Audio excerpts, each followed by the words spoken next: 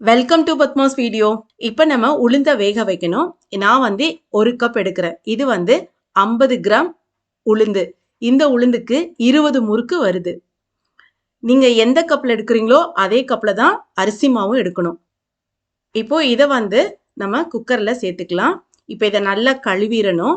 தண்ணி ஊற்றி நல்லா 2-3 டைம் நல்லா அலசிடணும். இதே கப்பால தண்ணி ஊற்றுறோம்.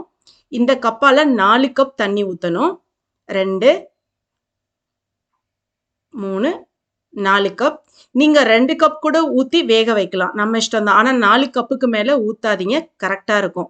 இப்ப வந்து குக்கரை மூடிட்டு ஸ்டீம் வந்தோடனே வெயிட் போட்டுட்டு அடுப்பை சிம் பண்ணிடணும். 10 நிமிஷம் கழிச்சு ஆஃப் பண்ணிடணும். நீங்க விசில் விடுறதா இருந்தா ஒரு 3 விசில் 4 விசில் விடலாம்.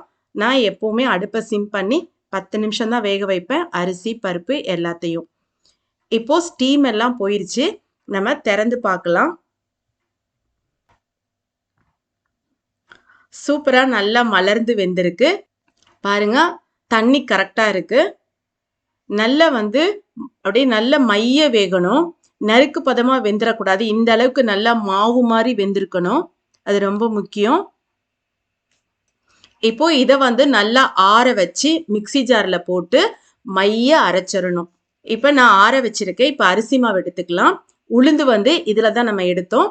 இதுல 5 பங்கு அரிசி மாவு எடுக்கணும். 1 2 3 4 5 5 பங்கு அரிசி மாவு கரெக்டா இருக்கும். அதாவது நம்ம அரிசியை எடுக்கும்போது 4 பங்கு அரிசிக்கு 1 பங்கு உளுந்து எடுக்கணும்.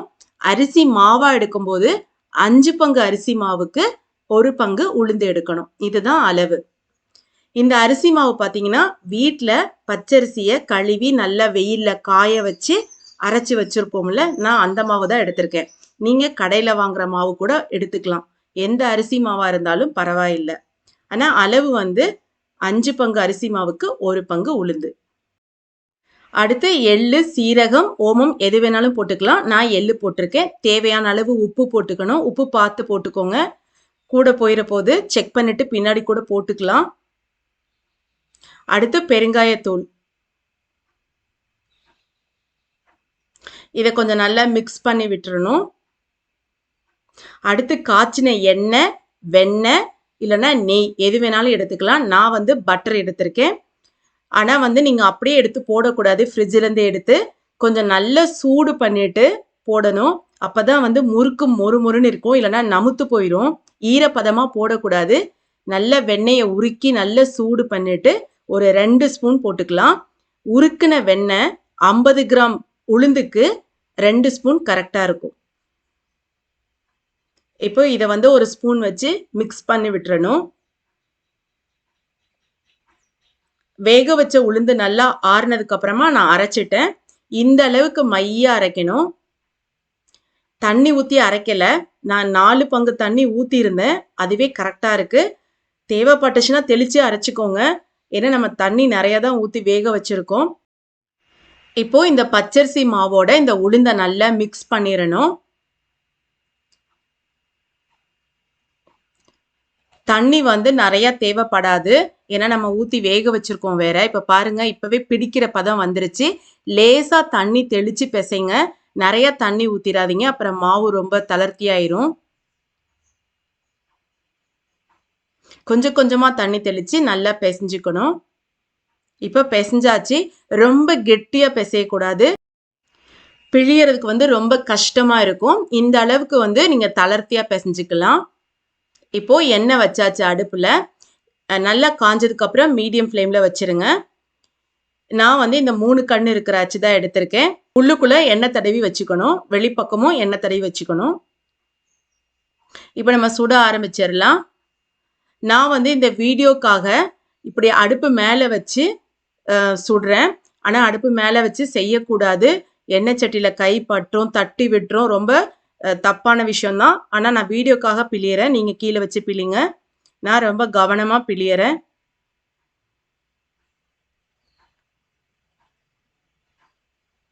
சின்ன சைஸோ பெரிய சைஸோ நம்ம இஷ்டம்தான்.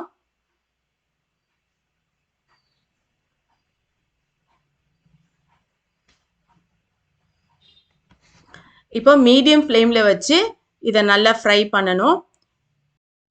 நல்லா ஃப்ரை ஆன உடனே எடுத்துடணும். இப்போ எடுத்துடலாம்.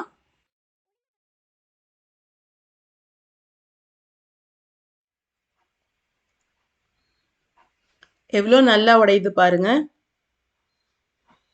உங்களுக்கு இந்த வீடியோ பிடிச்சிருந்துச்சுன்னா லைக் பண்ணுங்க, ஷேர் பண்ணுங்க, கமெண்ட் பண்ணுங்க. புதுசாக பார்க்குறவங்க ப்ளீஸ் சப்ஸ்கிரைப் பண்ணி என்னோட சேனலை சப்போர்ட் பண்ணுங்க.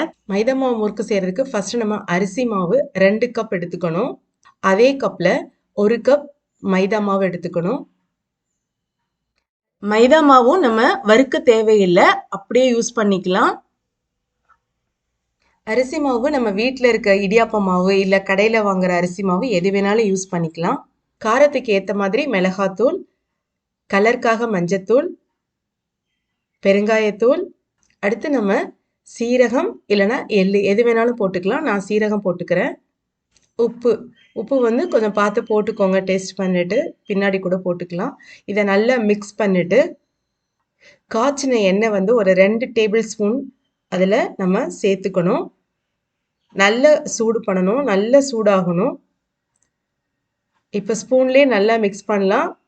ரொம்ப சூடாக இருக்கும் எண்ணெய், கை வச்சிடாதீங்க. இப்போ எண்ணெய் கொஞ்சம் ஆறணுன்னா கையில் நல்லா மிக்ஸ் பண்ணிவிட்டு கொஞ்சம் கொஞ்சமாக தண்ணி ஊற்றி நல்லா கெட்டியாக பிசைஞ்சுக்கணும். இந்த மாதிரி கெட்டியாக பிசைஞ்சுக்கணும். எண்ணெய் நல்லா காஞ்ச உடனே கொஞ்சம் மீடியம் ஃப்ளேமில் வச்சுட்டு நம்ம சுட ஆரம்பிக்கலாம்.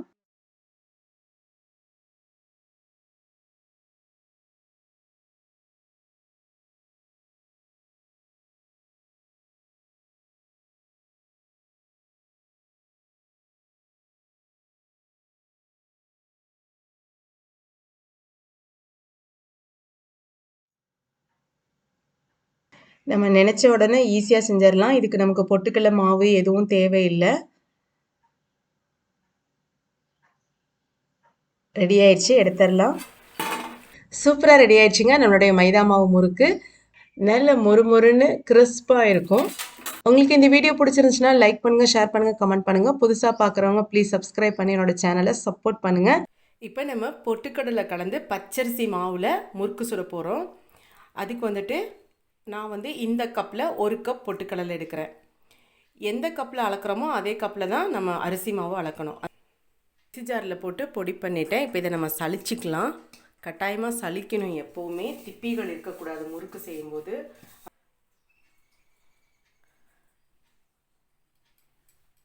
ஃபுல்லாக சலிச்சாச்சு. இப்போ நம்ம அரிசி மாவு சேர்க்கணும். ஸோ இதே கப்பால் அரிசி மாவு வந்து 5 கப்பு போடணும். 1 2 3 4 5. ஸோ வந்து நம்ம 5 கப் போட்டிருக்கோம். தேவையான அளவு உப்பு போட்டுக்கலாம். பெருங்காயத்தூள், எள்ளு, சீரகம், ஓமம் எது வேணாலும் போட்டுக்கலாம். இப்போ இதை நல்லா மிக்ஸ் பண்ணிடலாம்.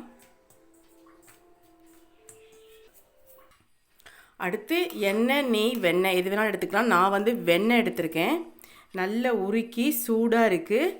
கட்டாயமாக சூடாக ஊற்றணும். நீ ஸ்பூனில் நல்லா ஃபுல்லாக 2 ஸ்பூன் ஊற்றிருக்கேன்.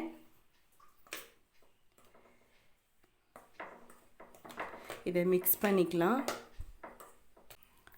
இப்போது நம்ம தண்ணி கொஞ்சம் கொஞ்சமாக தெளித்து கெட்டியாக பிசைஞ்சிக்கலாம், தளர்வாக பிசைஞ்சிக்கலாம் நல்லா.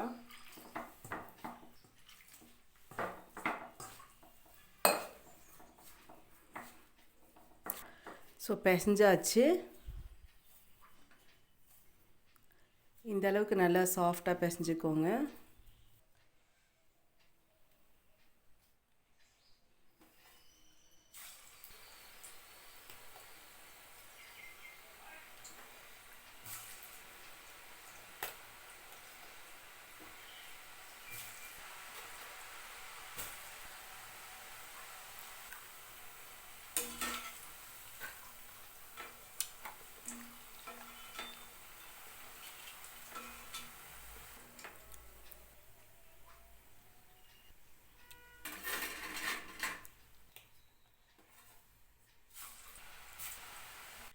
சூப்பராக ரெடி ஆயிடுச்சுங்க.